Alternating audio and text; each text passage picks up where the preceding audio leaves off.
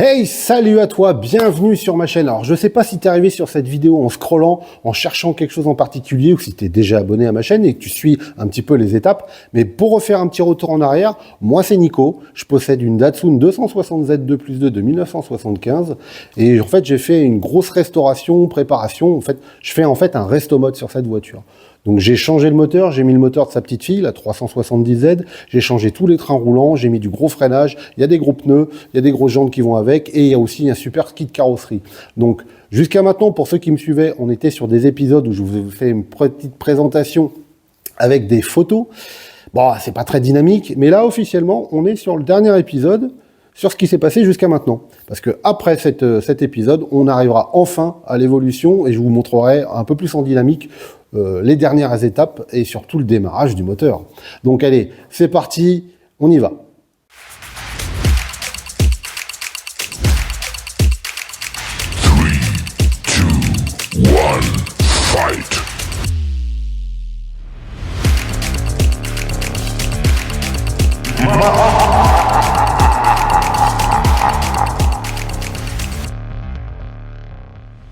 C'est bon, t'es toujours là? Allez, on y va pour ce nouvel épisode. Qu'est-ce qu'on avait fait sur les épisodes précédents? Putain, je suis en train de tourner, je me rappelle même plus ce que j'ai... Oui, ça y est, c'est pas beau de vieillir. On avait fait le bloc chauffage, on avait fait l'intérieur, les éléments mécaniques. J'avais fait la crémaillère de direction et j'ai dû découper une petite partie du moteur pour que ça passe. Pas trop le choix, hein. C'est la joie des swaps, hein. Ça monte pas forcément en lieu et place. Et bon... Comme tu as pu le voir sur la vignette de la vidéo, on va s'attaquer maintenant à l'aspect visuel, à la carrosserie de la voiture. Et en fait, quand j'avais fait sabler la voiture, j'avais fait aussi sabler les ouvrants, les parties démontables. Donc le capot, les ailes avant, les portes. Bon, les portes, sans grande surprise, il y avait aussi de la corrosion, comme le reste de la voiture. Hein, c'est bon, on est habitué maintenant avec celle-là. Donc pareil, hein, au niveau tôlerie, on a changé le bas des portes parce qu'ils étaient complètement bouffés. Donc on a découpé, refait une tôle propre, soudure, etc. Ça, c'était nickel. Par contre, sur les ailes avant, il y avait vraiment du gros travail. Et j'ai préféré les changer. Bon, alors que j'ai commencé à regarder pour trouver des pièces et à y réfléchir parce que le capot aussi était un petit peu bigné sur l'arête à l'avant. Je dis pourquoi pas passer sur des éléments en fibre, tout simplement, parce que de toute manière, je vais monter un kit qui est également en fibre. Puis ça va dans l'esprit du resto mode que je veux faire parce que c'est une utilisation circuit. Donc on va jouer sur la légèreté. Donc en fait, on avait, avec notre club Datsun France, on a quelqu'un en Angleterre qui fait des pièces carrosserie pour nos aides. Et dans la discussion, j'ai trouvé un des membres de Datsun France qui avait déjà acheté les deux ailes et le capot en fibre, mais qui ne les utilisait pas au final, qui est parti sur un autre projet. Donc on s'est mis d'accord, j'ai été les chercher dans le sud de la France. On en a profité pour faire un bon petit week-end avec madame. C'était mémorable.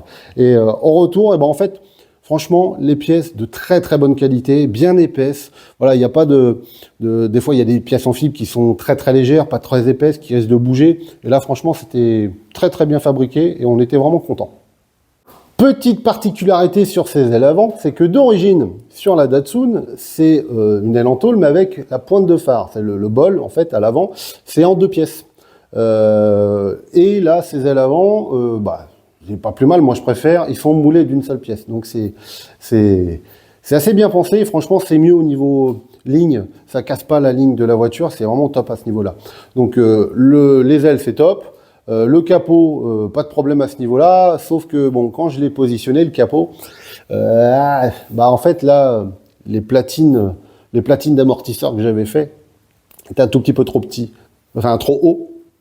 Donc j'ai dû découper légèrement dans la fibre pour que la tête d'amortisseur touche pas dessus. Ça passe, il n'y a pas de problème à ce niveau-là. Et au niveau des ailes avant, il y a aussi un autre aspect, c'est le bol de phare. Bah oui, parce qu'en fait, la platine d'accueil du phare, c'est en deux parties sur la voiture. Et là, avec l'aile qui est en une seule partie, donc j'ai dû adapter. Donc ce que j'ai fait, c'est que j'ai découpé la platine d'accueil. Je l'ai séparé de l'aile d'origine en tôle, je l'ai refixé sur la voiture, restauration, sablage, peinture, enfin époxy, habituel hein, maintenant, pas de souci. Et donc je l'ai présenté et j'ai positionné l'aile également à ce niveau-là. Maintenant que le capot est posé, en fait il y a un élément supplémentaire parce que Sur la voiture, j'avais décidé d'installer un kit Rocket Bunny, un Pandem, un original, hein, pas le copie fibre qu'on peut trouver maintenant malheureusement assez facilement. Donc je suis resté sur vraiment une qualité d'origine avec le coût qui va avec, mais au moins il fit vraiment parfaitement. Mais pour moi, il manquait quelque chose sur la ligne. Et en fait, je voulais rajouter un bossage supplémentaire sur le capot, qui est pas livré avec le kit Rocket Bunny. Il garde le capot d'origine. Et en fait, il y avait plusieurs possibilités. Et en fait, je suis tombé sur un bossage aux États-Unis qui utilisait à l'époque, qui avait vraiment un rôle de refroidissement d'air hein, sur la partie moteur. Mais moi, je trouvais que ça fitait vraiment pas trop mal. Donc en fait, j'ai trouvé cet élément. Et franchement, maintenant, c'est plutôt pas mal. Vous verrez en photo les mises en place. Mais voilà, en fait, ça reprend à ce niveau-là le bossage que vous avez d'origine sur le capot. Et ça fait une partie supplémentaire. Et c'est ouvert à ce niveau-là, hein, directement. Hein. C'est pour aller aspirer de l'air frais, généralement, quand on a un moteur d'origine. C'est plus trop le cas à ce niveau-là. Mais bon, franchement, il est pas trop mal. Autre modif que j'ai fait sur le capot, parce que d'origine, normalement, il y a 2 trappes de visite de part et d'autre du capot. Côté conducteur, ça permet d'accéder directement au mètre cylindre de freinage, et puis de l'autre côté passager, c'est pour accéder à la batterie. Voilà, ça permet un dégagement supplémentaire au lieu d'aller sous l'aile à ce niveau-là. Moi, ce que j'ai voulu faire, parce que j'avais les éléments en fibre, hein, séparés, et en fait, j'ai décidé de les intégrer au capot, donc on les a moulés, hein, de 3 pièces, on en a fait qu'une, et maintenant, quand le capot il s'ouvre, ces pièces font partie intégrante du capot, et ils se libèrent à ce niveau-là. Donc, regardez, voilà. Normalement, ces pièces-là, à ce niveau-là, c'est séparé à ce niveau-là, et puis ça s'ouvre comme ça. Donc, moi, je l'ai moulé des 2 côtés. Ça fait une forme de capot un peu bizarre, mais le but, c'était d'intégrer tout ça et de faire propre. Donc, dites-moi ce que vous en pensez. Moi, franchement, j'aime bien. Donc, à suivre. Allez. On arrive à une partie assez chère. Au niveau de la voiture, c'est que, voilà, j'ai voulu mettre un kit Rocket Bunny. Donc, je l'ai commandé. Ce kit Rocket Bunny, il est arrivé. Je l'ai eu par Drift Shop. Voilà. Pas de sponsor ou quoi que ce soit. Simplement, comme d'habitude, moi, quand je suis content des services de société, j'aime bien en parler. Et à l'inverse, si je suis pas content, je le dirai également. Mais là, franchement, j'ai acheté le kit original directement avec Drift Shop. Ça a été livré chez mon carrossier. Et franchement, très très bonne qualité, on l'a vu à ce niveau-là. Donc, le kit est composé de quoi? Il est composé d'un pare-choc à l'avant, d'un air dam avant, c'est ce qui vient sous le pare-choc, de 4 extensions d'ailes, 2 pour l'avant et 2 pour l'aile arrière, et d'un aileron aussi qui va sur le haillon, avec 2 tirants tige filetée. Petite particularité malheureusement, c'est que ce kit Rocket Bunny, à la base, il est prévu pour la 240Z. Il est prévu pour la coupée. Il n'est pas prévu pour la 2+2. La 2+2, en fait, elle a un galbe à l'arrière et une longueur différente au niveau des passages d'ailes. Donc, en fait, les ailes arrière, on a dû les modifier, on a dû les agrandir, ces extensions. Donc, ça a été un travail qu'il a fait vraiment... C'est vraiment top à ce niveau-là. On voit pas le raccord, le galbe a été conservé, donc c'est vraiment top à ce niveau-là. Mais le choix d'un kit Rocket Bunny, il faut aussi avoir les roues qui vont avec, il faut pouvoir les remplir, ces ailes. Parce que rappelez-vous, j'étais avec mes jantes tôle en 16 par 9,5 là, ou 16 par 10. Mais il a fallu trouver des jantes adéquates à ça. Donc, à force de recherche, pas le choix. Roue sur mesure. Eh oui, roue sur mesure.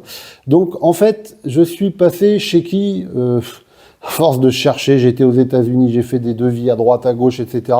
Les designs me plaisaient, plus ou moins. Et puis, une fois qu'on l'a choisi, ça va avec c'est l'identité de la voiture. Donc, à force de recherche, je suis tombé chez Image Wheels.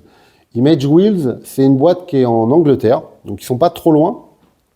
Et donc, ils font des jantes alu taillées dans la masse, sur mesure.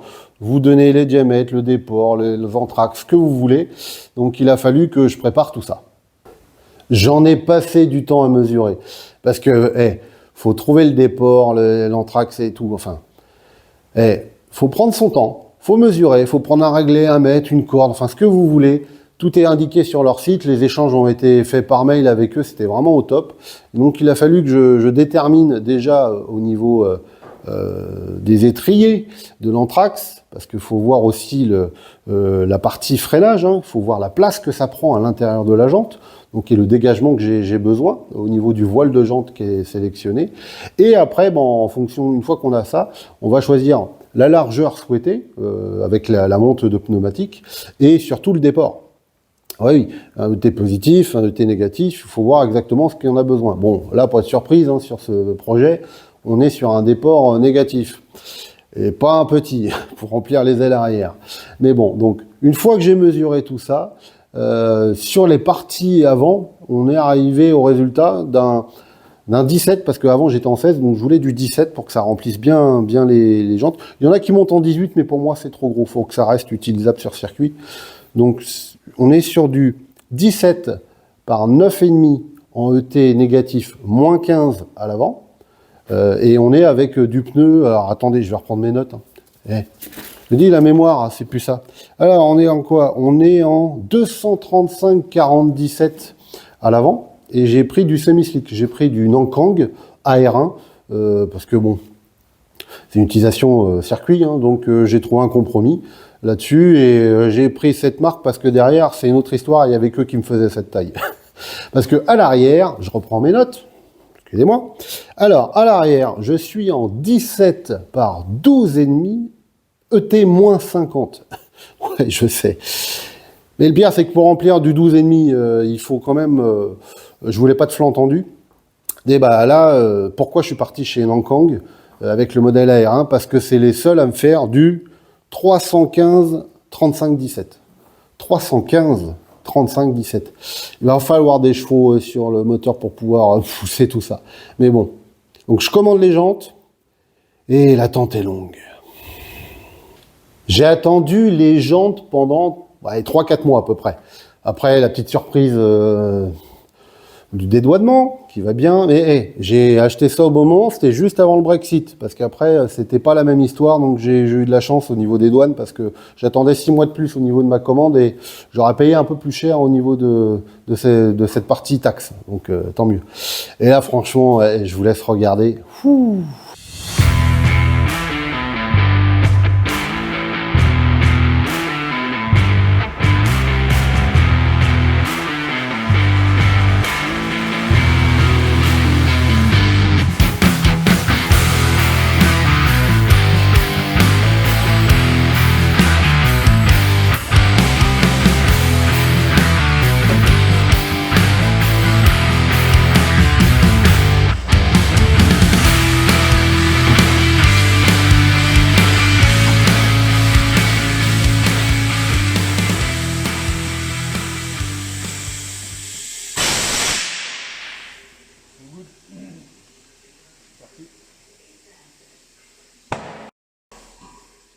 C'est beau, hein.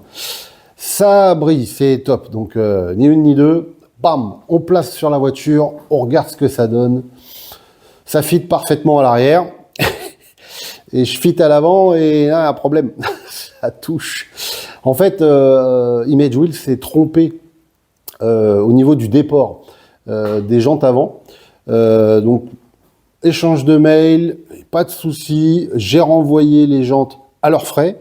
Du moins à l'avant, j'ai renvoyé les jantes avant à leurs frais, et ils m'ont fait 2 autres voiles, ils me les ont renvoyées, ça a pris 3 semaines, je crois que ça a été assez rapide sur cet aspect-là, et voilà, retour, support, c'est bon, il n'y a pas de problème. Ouais, une petite mauvaise compréhension, je pense, sur le design au niveau de l'avant, mais voilà, franchement, ils ont été au top, et très commercial à ce niveau-là, ils m'ont même mis un jeu de visserie supplémentaire chromé, parce que moi j'avais pas pris la version chromée et au final j'en ai repris un deuxième pour l'arrière, donc comme quoi au top. Bon, maintenant que les jantes sont arrivées, le kit je l'avais présenté rapidement pour pouvoir mesurer, hein, parce que poser de manière définitive, ça va être directement chez Carrosserie, avec Alex, hein, chez Atso. Il a fallu que je m'occupe des portes, il a fallu que je présente, donc il a fallu que je fasse aussi les charnières. Parce que avec l'âge, vous savez, l'axe à l'intérieur, il y a des petites bagues en bronze et avec le temps, les portières se cisaillent un peu sur le bas. Donc bon, hop, On sable, on nettoie, on démonte. Ça a été une galère à échanger parce que avec la presse, j'y arrivais pas trop. Mais ouais, j'ai dû utiliser une presse 5 ou 8 tonnes, je crois, pour y arriver. C'était assez costaud. Mais bon, j'ai réussi. Pareil, nettoyage, sablage, peinture, tout ce qui va avec. Et donc, on se retrouve avec la voiture, avec les jantes posées dessus. Et hop, direction la carrosserie. Et ouais. Allez, c'est le grand jour. On la sort du box, on la pousse dehors parce que la dépanneuse elle pouvait pas rentrer, elle était trop grosse. On la met sur plateau, c'est parti. On lui fait prendre l'air et on l'emmène chez Alex directement à la carrosserie. Puis à un moment, c'est pas mes compétences la carrosserie, faut savoir laisser faire. Et on arrive chez Alex, on pose tout ça, on définit un peu les divers éléments, la manière de faire et c'est parti. Donc il me positionne, il me met en place toute la face avant, fibre et la partie Rocket Bunny. Il en a chié. Désolé mon Alex. Autant le kit Rocket Bunny au niveau positionnement c'était vraiment top. Autant mes ailes en fibre et le capot, même si comme ça, ils avaient l'air de bonne qualité, bien épais, etc. Bon, il y avait des épaisseurs à droite, à gauche, positionnement pour trouver les jeux, pour régler les charnières de capot, pour que ça fitte parfaitement. Il en a passé des heures. Et c'est là qu'on reconnaît un bon carrossier. Encore merci à toi, Alex, parce que franchement, maintenant, ça fit parfaitement. Et c'est vraiment top à ce niveau-là. Donc voilà. Donc la peinture avait été faite à l'intérieur. Rappelez-vous, je l'avais mis dans 2-3 épisodes précédents. Donc il a présenté le kit. À l'avant, pas de problème.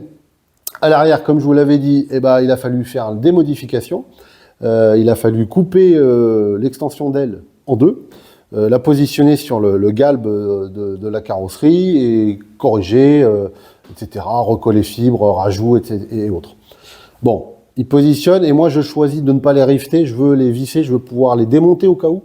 Donc j'ai utilisé des inserts filetés comme j'ai l'habitude de faire. J'ai trouvé de la visserie BTR inox avec des petits champs vraiment sympathiques colorés. Vous allez voir ça après sur les vidéos et sur les images. Et franchement, ça donne un bon rendu. Et là, c'est parti, gros travail de carrosserie. Il récupère tous les aspects négatifs de la voiture, il lisse, il prépare, il ponce, il met son après et autres.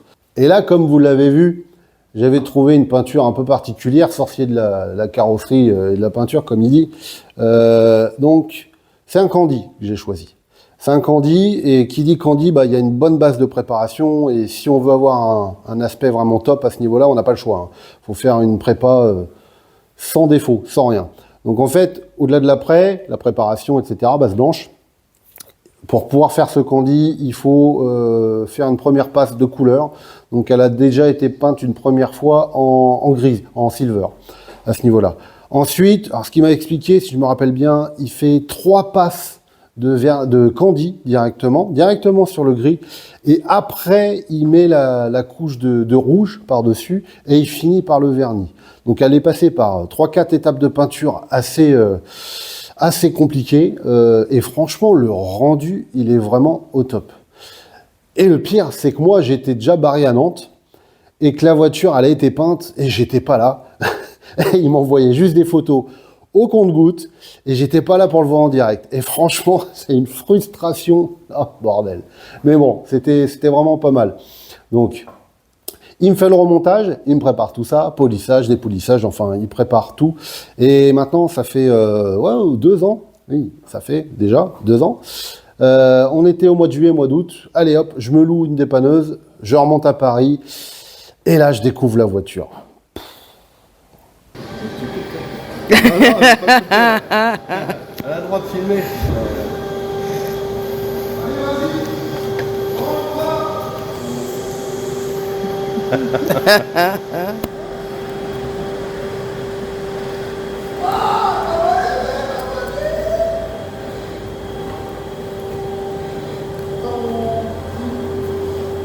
T'es venu avec la dépanneuse carrément. T'as dit laisse tomber, je gère pas le truc. Viens avec moi.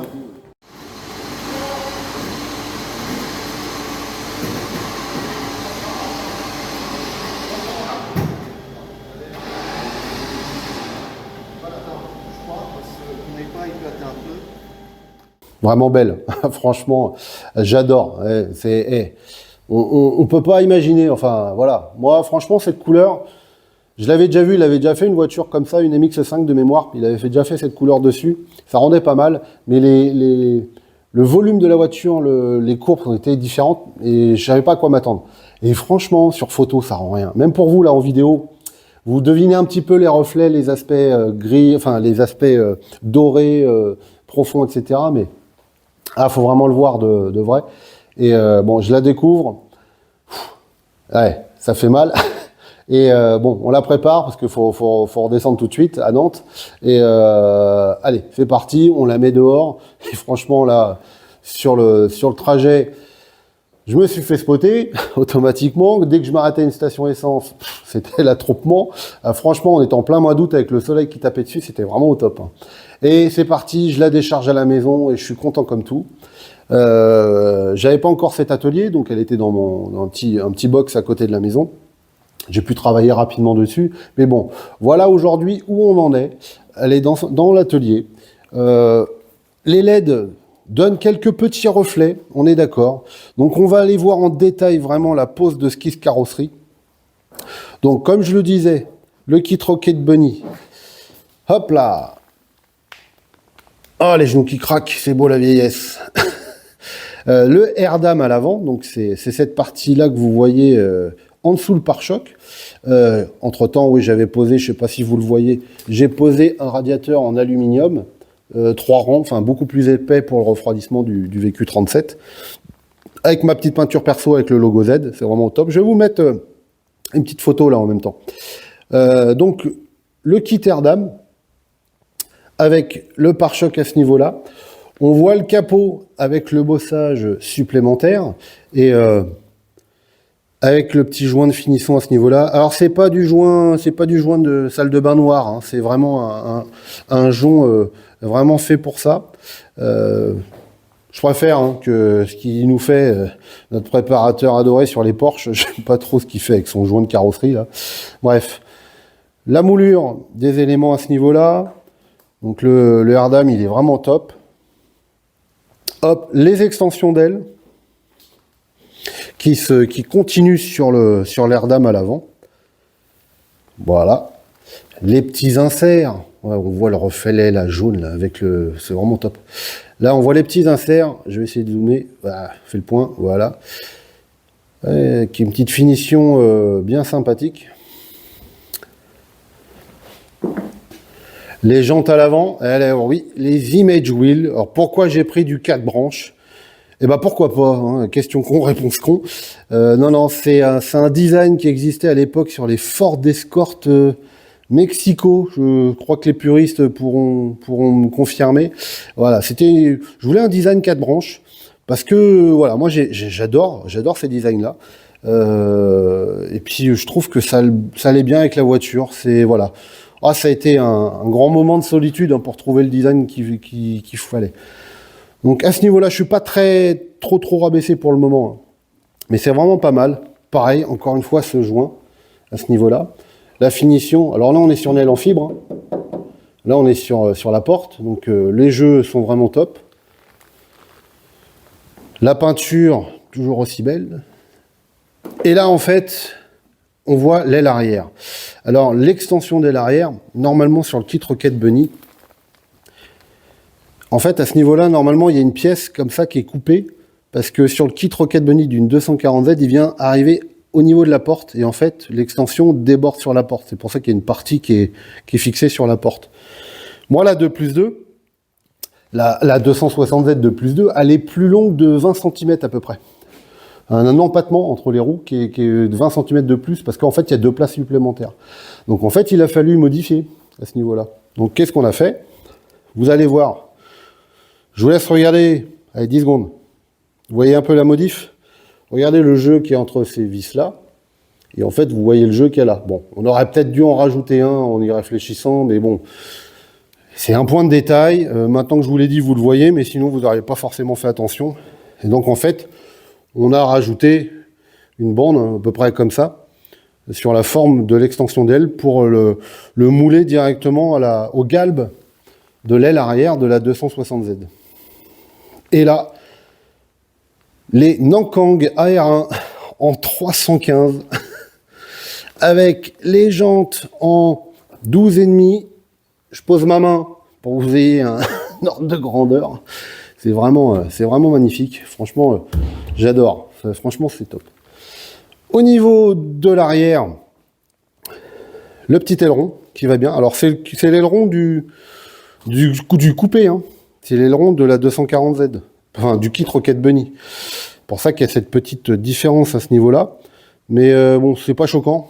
Parce que j'avais prévu un autre aileron, un aileron 3 parties. Je vais vous le mettre en photo, mais non, ça faisait trop droit. Et puis j'ai dit, je vais rester sur le Rocket Bunny original. Avec le petit tirant, avec les petites pièces qui vont bien. Franchement, c'est pas mal. J'ai refait aussi le masque arrière. Ah, il n'y a pas assez de lumière, mais c'est pas mal. Donc là, j'ai restauré les feux, j'ai refait le masque à l'arrière. Je me suis amusé. Hein. Et ponçage, vernissage, etc. pour avoir mon rendu parce qu'ils étaient bien ternes à ce niveau-là. Allez, je vais vous faire une petite session travelling. Là. On va essayer un truc là. Je vais m'amuser un petit peu. Je vais vous faire voir tout ça et je vais vous faire voir les différents éléments en petite vidéo avec une petite musique et tout. Enfin, j'espère. Allez, go.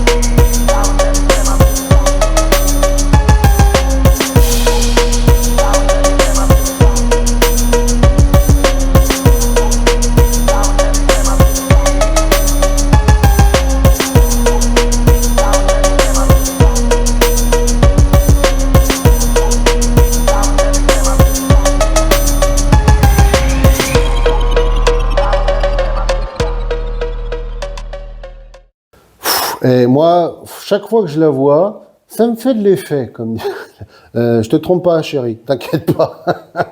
Non, j'adore cette caisse. Franchement, j'adore le rendu. Le rendu, le couleur, les formes, voilà. On en a tous vu des caisses comme ça, un peu préparées. Ça vient des US. Bah moi, j'ai voulu faire mon petit rêve de gosse. Il est là. Donc, franchement, c'est pas mal, hein. Ouais, ça fait quelque chose. Et bon. Donc une fois que je l'ai récupéré, je me suis occupé de quoi? Parce qu'on va pas refaire une vidéo rien que pour ça, mais je me suis occupé d'installer le tableau de bord. Je vais vous mettre là pendant que je parle quelques photos parce que je l'ai restauré ce tableau de bord.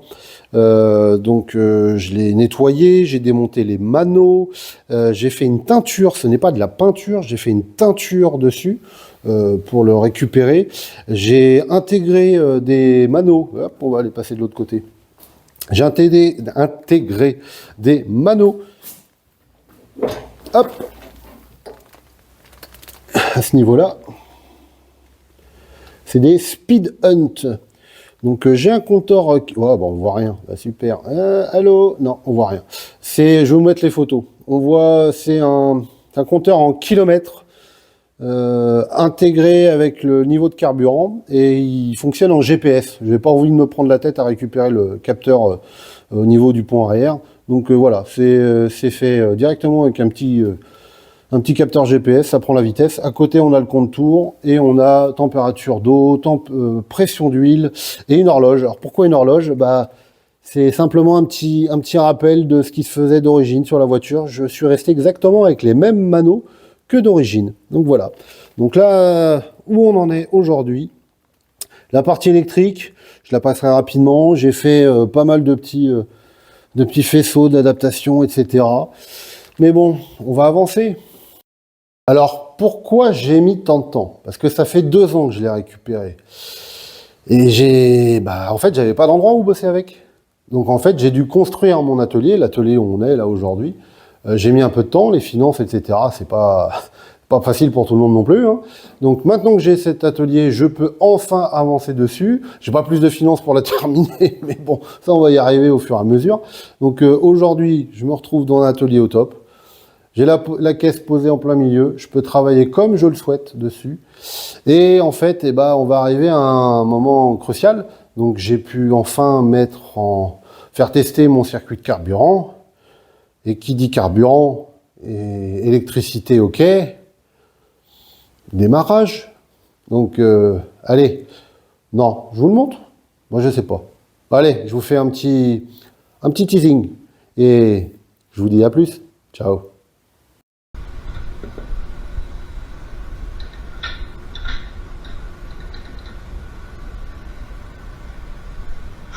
Allez, on croise les doigts.